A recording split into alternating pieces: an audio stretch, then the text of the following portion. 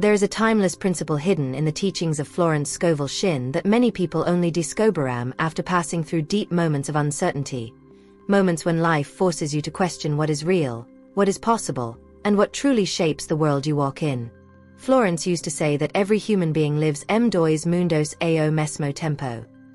The outer world, made of circumstances, objects, obligations and responsibilities, and the inner world, the landscape made of thoughts, feelings, expectations and beliefs. According to her, the outer world is nothing more than a projection of the inner one. And although many people repeat this sentence without truly absorbing its power, the truth is that this principle explains why certain individuals, even sem grandes recursos, conseguem transforma completamente sua experiencia de vida, enquanto outros, mesmo sacados de oportunidades, permanecem presos ao mesmo lugar. Florence always insisted that imagination is not a childish concept nor a poetic metaphor. It is a spiritual instrument, a creative engine that God placed inside every person. She believed that imagination is the mechanism that connects the invisible blueprint of what you desire to the visible expression that later appears as events, opportunities, and even so-called coincidences.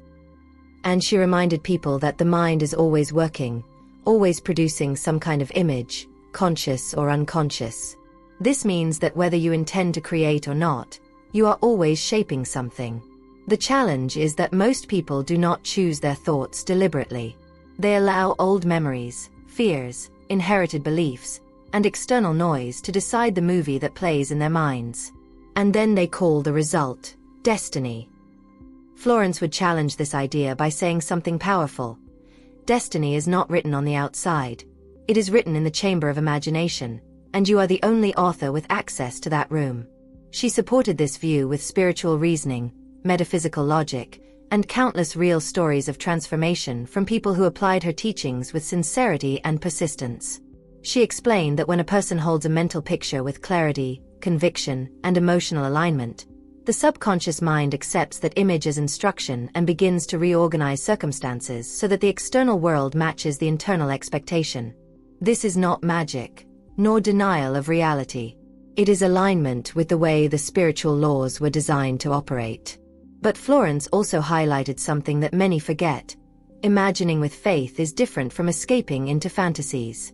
Fantasies are weak, unstable, and disconnected from conviction. They are often created from wishful thinking, from, "I hope this happens someday."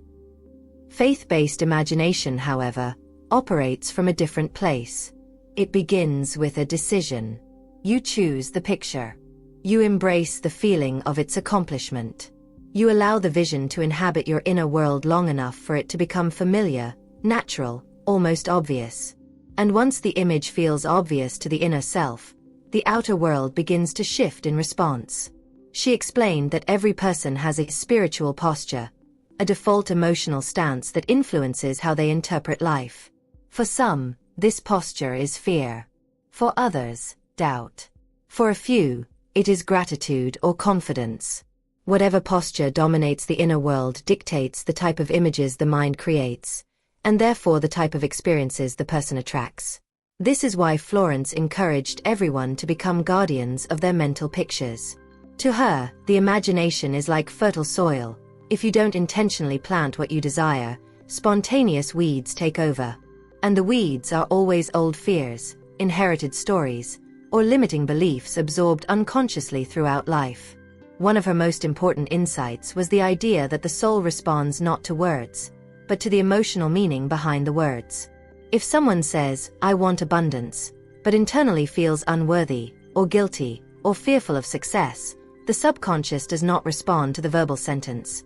It responds to the emotional signal. This creates conflict, and conflict results in stagnation. For manifestation to unfold, the inner picture, the emotional state, and the spoken affirmation must harmonize. This trinity, image, feeling, and word, forms the architecture of creation. But Florence knew how difficult this can be for people who have lived many years believing in struggle as the only path, or who grew up hearing that blessings are rare, that only a few are chosen, that life must be endured rather than shaped. She would remind such people that the subconscious can be re-educated through repetition, clarity, and gentle persistence. She believed that the mind, much like a wild horse, resists direction at first, but once trained, it becomes an extraordinary ally. The key is constancy, not force. She also explained that many individuals imagine their fears with far more intensity than they imagine their desires. They rehearse misfortune in their minds, picturing the worst outcomes, emotionally engaging with scenes of loss, rejection, illness, or humiliation. And because the subconscious treats vivid emotional imagination as a command, these internal rehearsals produce external echoes. Florence considered this one of the great tragedies of human behavior, people unknowingly using the creative power of imagination to hurt themselves. She would say, "If you can imagine calamity with so much detail, imagine victory with the same devotion." Another crucial point in her teachings is the importance of emotional cooperation. Florence insisted that imagination alone is not enough. Feeling is the life force of the image. If you picture abundance but feel tension, the image is weak. If you picture healing but feel fear, the image is unstable. When the picture and the feeling match, the subconscious accepts the message immediately and begins to act. When they conflict, the result is delay, confusion, or a sense of spiritual paralysis. Florence encouraged people to create inner scenes that produce genuine emotional release. Not scenes of perfection that feel unreachable, but scenes that feel comforting, uplifting, and believable to the inner self. She guided her students to cultivate the feeling of relief before the physical evidence appeared. This is why she often used the phrase, "Act as if the blessing is already secured." Acting as if is not pretending. It is aligning your inner vibration with the condition you want to experience. It is stepping into the version of yourself who already received the blessing. And perhaps the most profound insight she offered was the idea that imagination is not merely personal, it is spiritual. When you imagine with faith, you are not creating alone. You are cooperating with the divine pattern already prepared for you. Florence insisted that there is always a higher blueprint waiting to be accessed, and imagination is the bridge between the human mind and that divine blueprint. This is the foundation that will guide everything that follows. Florence Scovel Shinn emphasized that a person does not need perfect conditions to begin transforming life.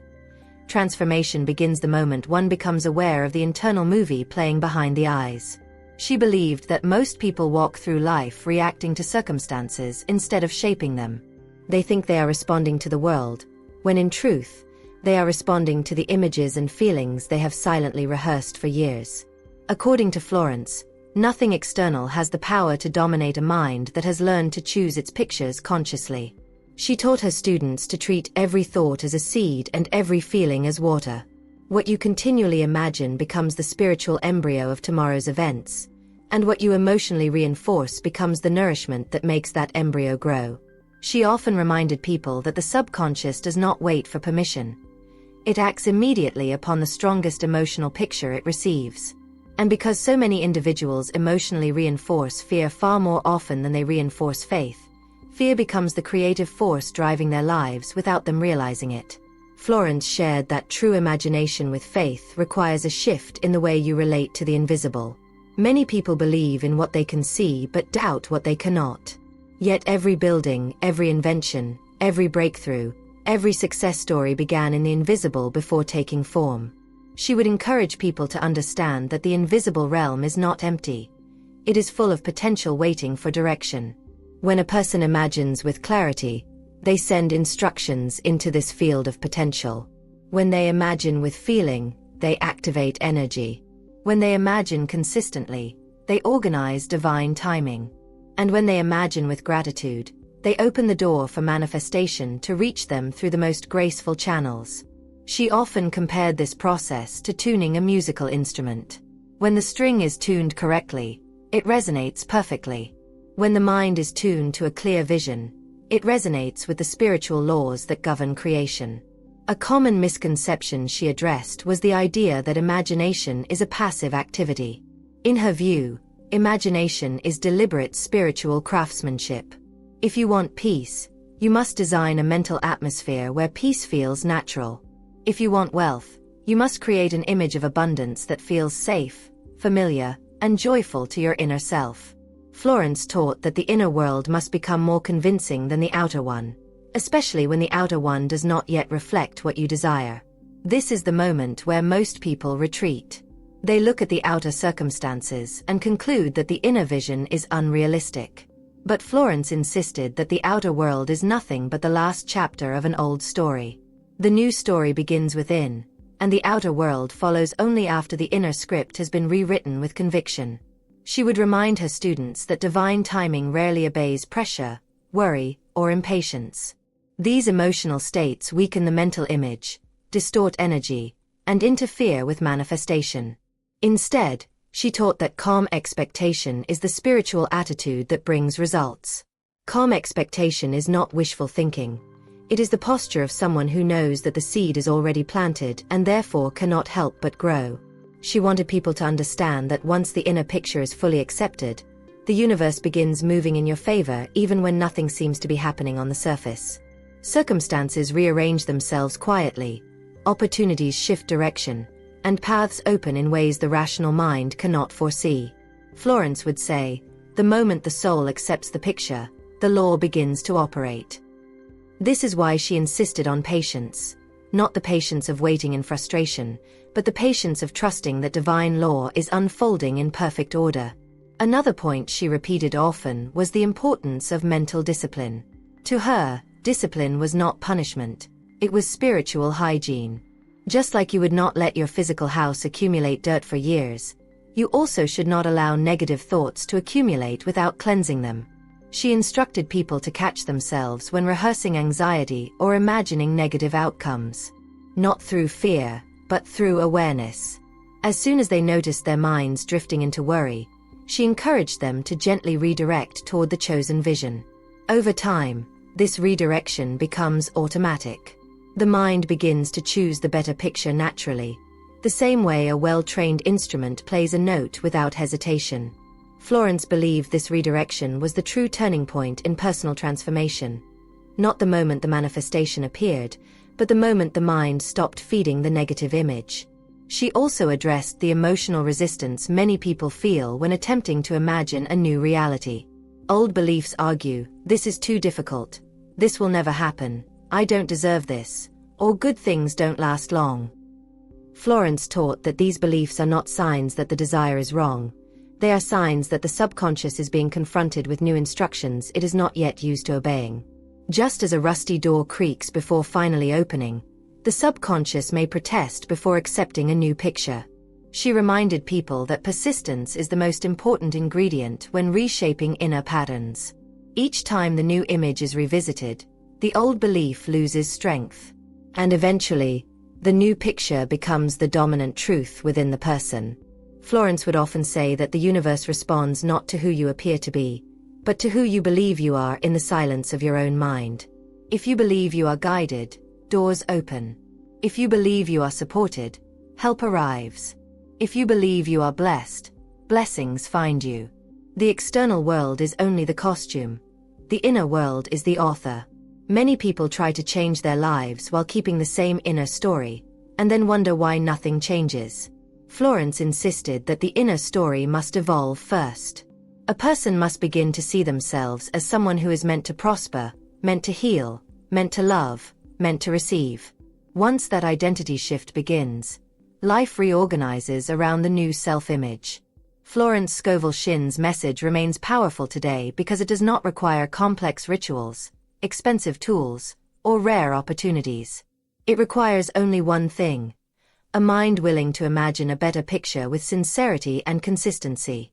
She believed that the imagination is a divine gift given to every human being equally, regardless of background, income, age, circumstances, or past mistakes. She insisted that the gift remains dormant until one chooses to activate it. And once activated with faith, it becomes a transformative force capable of rewriting an entire existence. As you continue absorbing these insights, imagine what could shift in your own life if you embraced this inner power fully. Imagine the possibilities that could unfold if you gave your mind permission to picture something greater, without apologizing, without shrinking, and without bargaining with your fears. And if this message resonates with you in any way, pause for just a moment. Take a breath. Notice how it feels to hear these ideas. If they stir something inside you, hope, curiosity, peace, or even a quiet recognition, then allow me to invite you to take a simple step. Subscribe to this channel so you can continue receiving teachings inspired by Florence Scovel Shinn that strengthen your faith, expand your imagination, and support your transformation. And if you feel comfortable, share in the comments one thing you want to start imagining differently from today forward. Make it something meaningful, something your heart recognizes as truth. Your interaction not only helps other people find this message, it also anchors your own intention more deeply within you. Florence Scovel Shinn often explained that the greatest misunderstandings about manifestation come from the belief that results must be forced into existence. People assume they need to push, struggle, persuade, or use sheer willpower to change their lives. But Florence taught the exact opposite. She believed that spiritual law operates with elegance, not effort. According to her, forcing outcomes is a sign that the inner picture is not yet firm. When the inner picture is clear, calm, and emotionally grounded, life moves into alignment without strain. She compared the process to a river. When the inner picture is aligned, the river flows freely. When doubt or fear interfere, it becomes cluttered with debris, slowing everything down. To her, the real work was never to manipulate the outer world, but to clear the inner river so the desired outcome could reach you naturally. She frequently used the example of individuals who try to solve problems only through action while ignoring the emotional and mental atmosphere they are operating from. Someone might send dozens of job applications while internally imagining rejection. Another might seek healing while quietly expecting symptoms to worsen. Florence would say that this kind of mismatch is like planting a seed and immediately stepping on it. The actions are neutralized by the internal expectation. She encouraged people to align their actions with a confident mental atmosphere. When someone carries the feeling of being guided, supported, and favored, opportunities tend to respond with surprising speed. When someone carries the feeling of being unlucky, forgotten, or incapable, even the best opportunities can slip away unnoticed. In her eyes, the emotional tone behind the action was far more influential than the action itself. One of the most striking aspects of Florence's work was how she framed the concept of letting go. Many people misunderstand this as passivity or apathy, but Florence explained that letting go simply means releasing the psychological grip of fear. It is choosing to trust that once you have formed the inner picture with faith, the universe already received the instruction. She described it as sending a letter. Once the letter is mailed, you do not chase the mail carrier demanding updates. You trust the system. In the same way, once the spiritual instruction is released through imagination and feeling, the delivery process begins at once. Doubt interrupts the delivery. Anxiety slows it down. Faith accelerates it. Letting go is not about forgetting what you desire. It is about ceasing the internal argument that it cannot happen. Florence often observed that people sabotage themselves by checking for results too soon. They watch the calendar, monitor every detail, and repeatedly wonder why nothing has changed yet. This anxious monitoring creates an inner atmosphere of doubt, turning the original desire into a question mark. And a question mark cannot manifest. She encouraged people to make their desires feel so certain that they would stop asking, when, and start speaking as though the blessing was already secure. In her view, once a person reached the emotional state of "this is already mine," the manifestation became inevitable. Not because of stubborn certainty, but because the inner vibration finally matched the desired outcome. She also taught that emotional conflict is one of the main barriers to manifestation.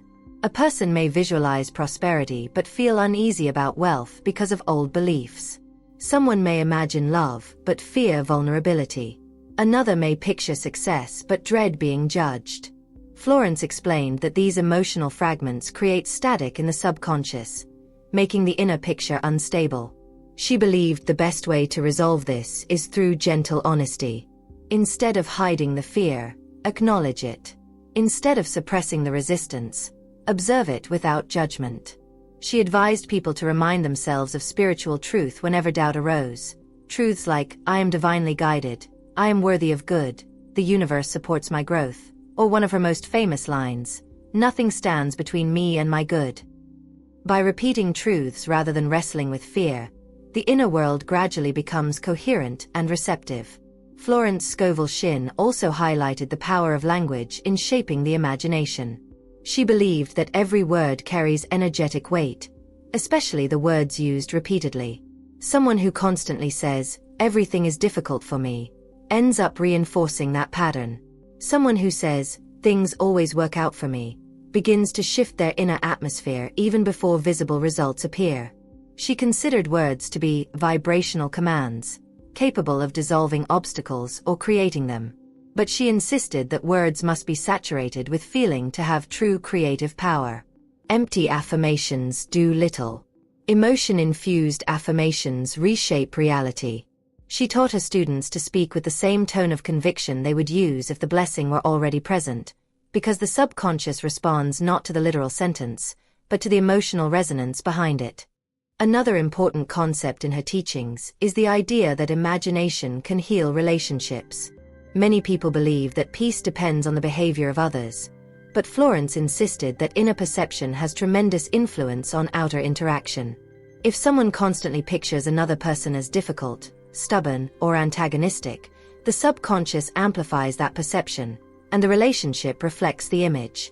If instead one imagines the person surrounded by light, acting with kindness, or expressing harmony, the relationship often shifts, sometimes dramatically. She wasn't suggesting manipulation. She was teaching that the energy you hold toward others determines how the relationship feels. She believed that every soul responds to the vibrations sent toward it, even silently. This is why she encouraged people to see others through the lens of divine potential rather than past conflict. Florence also taught that imagination influences self-perception more deeply than anything else. Many individuals carry a silent, unspoken picture of themselves that is far smaller than their true potential. They see themselves as limited, unwanted, unlucky, or inadequate. And because the subconscious accepts this image as truth, life bends to match it. Florence urged people to rebuild their inner picture of themselves, not by inflating their ego, but by recognizing their spiritual identity. She encouraged people to imagine themselves as capable, guided, confident, peaceful, and aligned with divine wisdom. When a new self-image takes root, behavior changes naturally. Choices improve. Boundaries strengthen. Dreams feel reachable. And life adjusts in response. She believed that self-image is the foundation upon which every manifestation rests. If the foundation is weak, the structure cannot stand. If the foundation is strong, anything can be built upon it. The transformation she witnessed in people who applied these principles was often profound. Individuals who once felt trapped by circumstances began experiencing opportunities that seemed almost tailor-made for them. People who once felt weighed down by fear began walking with quiet certainty. Relationships healed, finances improved, and emotional resilience grew. Florence never attributed these changes to luck. She attributed them to alignment between thought, feeling, and spiritual truth. These ideas invite a question many people rarely ask themselves: what would my life look like if my imagination became my ally instead of my enemy? The answer to that question has the potential to reshape someone's entire future. Florence Scovel Shinn also spoke often about the subtle but powerful role of gratitude in shaping the inner world. She believed gratitude is not an emotional decoration added at the end of a spiritual practice. It is a magnetic frequency that changes the quality of every thought. According to her, when a person feels genuine gratitude, even before receiving what they desire, the subconscious interprets that gratitude as evidence that the good is already arriving. She would explain that gratitude is the emotion of completion. It signals to the inner self that the cycle of receiving has already begun. Many of her students would testify that the moment they shifted from anxious longing to calm gratitude, results followed with surprising speed. Florence insisted this was not coincidence. Gratitude aligns the inner picture with the highest spiritual truth. That good is not only possible, it is natural. She also revealed that gratitude changes the lens through which a person sees everyday life. Someone who is constantly searching for what is missing becomes blind to opportunities already present. Someone who walks with gratitude begins to notice doors that were always open but previously overlooked. Florence described gratitude as the flashlight of the soul, illuminating paths that fear keeps hidden. When a person maintains gratitude consistently, the inner world becomes lighter, softer, more receptive. This softness is not weakness. It is openness. It allows the subconscious to accept new pictures without resistance. It invites spiritual intuition to speak more clearly. It makes manifestation feel like a partnership rather than a battle. Another central teaching of Florence Scovel Shinn is the idea that the universe is never limited in how it can bring good into someone's life. People often assume that blessings must come through familiar channels: a promotion, a raise, a specific opportunity, a particular person. But Florence warned against narrowing the path. She believed that insisting on how a desire must come is one of the fastest ways to block it. The universe, in her words, is infinitely creative. It uses channels you have never imagined, connections you have never noticed, and timing you could never design. She encouraged people to focus entirely on the final feeling of the desire being fulfilled and leave the method of arrival to divine intelligence. To her, insisting on a specific channel was like telling a master artist exactly which brush to use. The result would still be beautiful, but unnecessarily restricted. When the mind releases its grip on the how, the spiritual laws have room to orchestrate something far better than the person initially imagined. She would remind her students that divine timing rarely follows human logic. Many people assume delays mean something is wrong, when in truth, timing is often part of the manifestation itself. Florence believed that the universe arranges blessings to arrive at the moment they can be fully embraced, not the moment they are first requested. She explained that sometimes the person must grow emotionally before receiving the blessing, otherwise they may reject it, misuse it, or fail to recognize it. Instead of interpreting delays as denial, she encouraged people to interpret them as preparation. According to her, nothing truly meant for you can be lost. It may shift paths, it may take longer, it may approach in unexpected form, but if the inner picture remains firm, the manifestation is guaranteed. Florence Scovel Shinn was also very clear about the importance of moral and spiritual alignment. She insisted that manifestation must always honor the principle of universal good. Any desire that harms another, diminishes another, or interferes with the free will of another is incompatible with divine law. She believed that people are deeply interconnected on a spiritual level, and that any attempt to use imagination to manipulate or control someone else eventually creates disharmony for the person who generated the image. To avoid this, she recommended ending every mental picture with a simple safeguard: this or something better now comes to me in perfect ways, for the good of all involved. This declaration ensures that the desire aligns with divine wisdom, not merely personal hope. It invites the highest possible outcome rather than the most convenient one. She also taught that forgiveness is one of the most powerful tools for clearing the inner world. Many people attempt to imagine abundance or love, but carry resentment in their hearts. Florence believed resentment is like a spiritual anchor. It holds the mind in the past, weighs down the imagination, and blocks the flow of good. She reminded people that forgiveness is never about approving what happened. It is about releasing the emotional burden tied to it. When someone forgives, they are not freeing the other person, they are freeing themselves. This release softens the inner atmosphere, making it easier to receive new images and new experiences.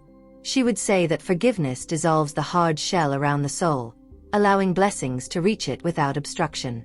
Another principle she emphasized is the importance of building a stable inner sanctuary, a mental place where the person can retreat for clarity, strength, and renewal.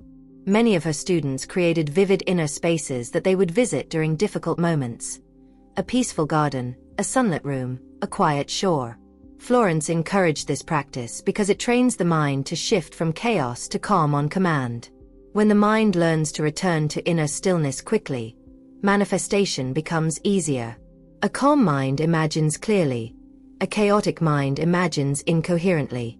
She believed that inner sanctuary work strengthens the connection between the soul and divine guidance, allowing intuition to lead rather than fear. Florence also taught that every person possesses a unique spiritual rhythm. Some individuals receive answers quickly because their minds yield easily to faith. Others take more time because their emotional patterns are more deeply rooted in fear or doubt. She encouraged her students not to compare their timelines with anyone else's. According to her, comparison creates spiritual interference. Each soul has a unique path, a unique pace, and a unique set of lessons. She urged people to trust the rhythm of their own transformation. What may appear slow on the outside is often profound on the inside. She believed that spiritual growth is rarely linear. It unfolds in waves, breakthroughs, pauses, and sudden leaps. The key is persistence, not perfection. All of these teachings lead to a profound conclusion Florence repeated often. Manifestation is the art of becoming internally prepared for what you desire.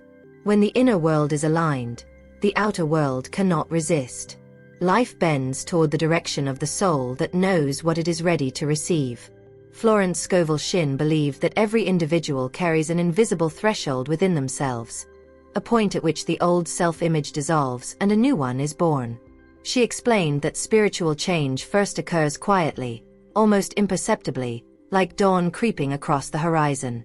A person may not realize at first that their inner world is transforming, but gradually their reactions soften, their expectations shift, and their imagination becomes more willing to picture outcomes that once felt distant or unrealistic.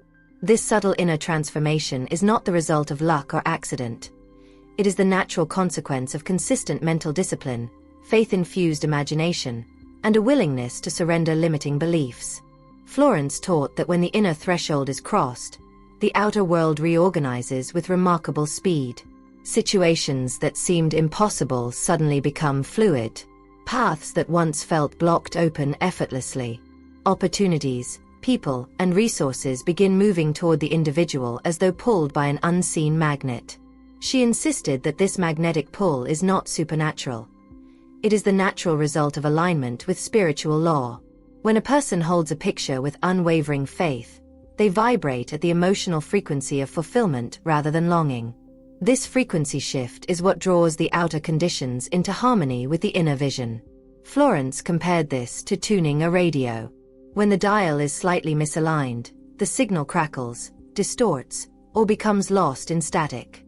But when the dial aligns perfectly, the message comes through clearly. She believed that life works in the same way. Static represents fear, doubt, resentment, and impatience. Clear signal represents faith, gratitude, expectation, and emotional certainty. When a person finally tunes into the frequency of their desire, manifestation unfolds without friction. Another profound insight that Florence offered is that manifestation is not always dramatic. Sometimes blessings arrive quietly, blending into daily life so seamlessly that the individual hardly notices the shift. A stressful situation resolves without conflict. A financial breakthrough appears through a simple, unexpected opportunity. A relationship softens, communication heals, or forgiveness flows naturally. Florence explained that not every miracle needs to be spectacular. Often the most meaningful changes occur through gentle adjustments that lead to lasting stability and inner peace. She would say that spiritual law operates with subtle intelligence, not with noise or chaos. The purpose of manifestation is not to entertain the mind, but to align the soul with its highest good. She also believed that spiritual practice becomes truly powerful when it becomes natural. When the person no longer needs to force themselves to visualize, affirm, or redirect their thoughts. In the beginning, the practice requires effort. The mind must be guided repeatedly away from negativity and toward faith. But over time, these practices become part of the person's identity. At this stage, imagination automatically chooses the picture that aligns with divine truth. Words naturally express expectation instead of fear. Emotions settle into a calm sense of trust. Florence described this stage as spiritual maturity, the point at which one no longer tries to manifest, but simply lives in alignment with the laws that govern manifestation. She was clear, however, that persistence is the true test of commitment. Manifestation is not an intellectual exercise. It is a way of being. Many people learn the principles but abandon them when results do not appear on their preferred timeline. Florence encouraged her students to embrace persistence with gentleness, not pressure. She taught that each day provides a new opportunity to affirm faith, to strengthen imagination, and to release fear. Even a single moment of deep alignment can outweigh hours of doubt, because alignment is always more powerful than resistance. The spiritual laws respond instantly to sincere conviction, and one moment of clarity can shift a trajectory that has been stagnant for years. A crucial aspect of Florence's teachings is the idea that individuals must learn to interpret life through a spiritual lens rather than a purely logical one. Logic alone cannot explain why certain events unfold the way they do. It cannot predict the timing of breakthroughs or the sudden convergence of opportunities. Florence believed that divine intelligence orchestrates life far more intricately than human reasoning can comprehend. When unexpected blessings appear, or when challenges arise, she encouraged people to remain centered, trusting that every experience is either a step forward or a form of preparation. She taught that even obstacles carry purpose, often because they reveal hidden beliefs that must be released before the desired manifestation can arrive. She reminded her students that the subconscious does not resist clarity, it resists confusion. When someone holds mixed images, the subconscious becomes disoriented, unsure which picture to follow. One day, the person imagines success. The next day, they imagine failure. One moment, they affirm abundance. The next, they worry about lack. Florence insisted that consistent mental imagery is the antidote to this internal conflict. Even a simple image, held with sincerity, can transform circumstances faster than 1,000 fragmented thoughts. She believed that spiritual simplicity is often more effective than elaborate techniques. The subconscious responds to clarity, not complexity. Another powerful message she repeated was that imagination must be rooted in love, not fear. Fear tries to control outcomes. Love allows outcomes to unfold. Fear grasps. Love trusts. Fear imagines loss. Love imagines fulfillment. She believed that love is the highest creative vibration and that any mental picture infused with love carries extraordinary power. This is why she emphasized harmony in relationships, compassion toward oneself, and kindness toward others. When the heart is clear, the imagination becomes a wide-open channel for divine guidance. Florence Scovel Shinn's teachings invite each person to take responsibility for the inner world, not with blame, but with empowerment. She believed that spiritual law gives every individual equal creative capacity, regardless of past mistakes, upbringing, or current circumstances. The soul is not defined by what has happened to it. It is defined by the pictures it chooses to hold now. She encouraged her students to release their past, to embrace their present, and to trust in a future shaped intentionally through imagination, faith, and emotional alignment. And as this journey of understanding reaches a new chapter, allow yourself to reflect deeply. What images have been shaping your life without your awareness? What emotional patterns have been influencing your expectations? What would happen if you truly committed to imagining the highest and best in every area of your life, exactly as Florence Scovel Shinn taught? If this message has touched you, even in a small way, I invite you from the heart to subscribe to this channel so these teachings continue reaching you exactly when you need them. And please, take a moment to share your story in the comments. Tell us what part of this message resonated most, what you learned from Florence's wisdom today, or what shift you feel happening inside you. Your story may be the light someone else needs to find hope again. And together as a community, we can help more people remember their divine ability to imagine, to trust, and to create a life filled with meaning, abundance, and peace.